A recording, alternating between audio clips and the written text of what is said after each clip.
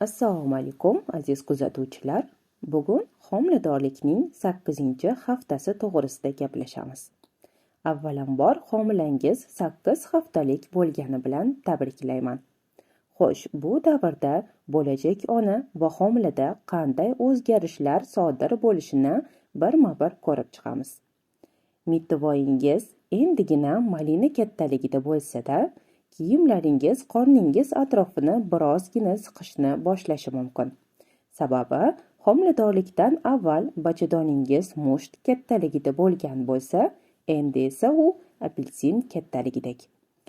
Bu haftadan boshlab deyarli hamma qatori ko'ngil aynishi, qayt qilish, ko'krakning kattalashishi va sezuvchan bo'lib qolishi, hidlarga bo'lgan sezuvchanlikni ortishi, qabziyat, qorin dam bo'lishi kabi yoqimsizliklar kuzatila boshlaydi.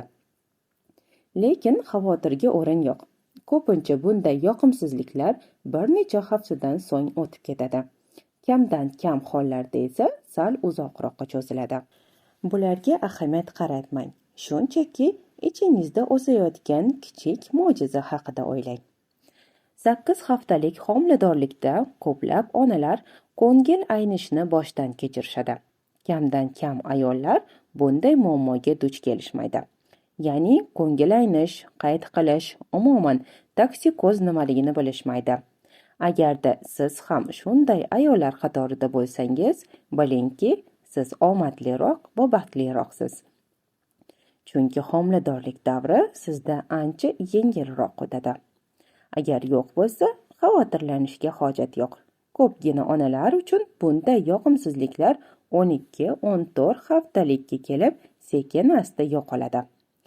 Aslida ko'ngil aynishi, qayt qilishlar homiladorlikda tabiiy hodisa hisoblanadi.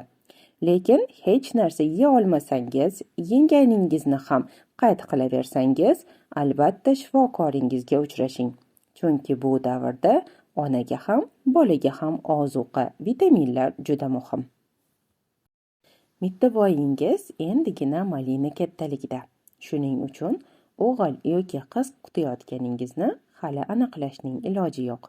Homiladorlikning dastlabki bosqichlariga qaramay, bu davr juda muhim. Chunki mittivoyingizni organlari endi shakllanmoqda. Homilaning asab va mushaklari esa allaqachon ishlay boshlagan. Va siz buni hali his qilmagan bo'lsangiz ham, lekin kichkintoyingiz allaqachon sizning ichingizda harakatlanmoqda. Ularning qo'llari, oyoqlari hali ham rivojlanmoqda. Shunga qaramay homilangiz faol harakatlanmoqda.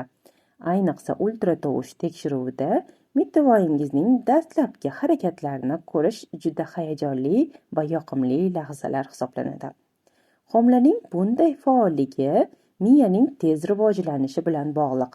Tobora ko'proq nerv hujayralari rivojlanmoqda. Shuning uchun ham homila to'satdan va tez harakatlar qiladi.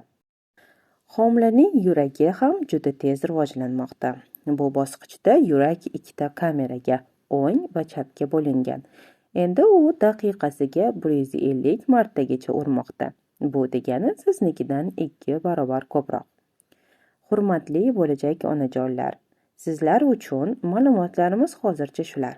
O'zingizni va mittivoyingizni asrab avaylang. Salomat bo'ling.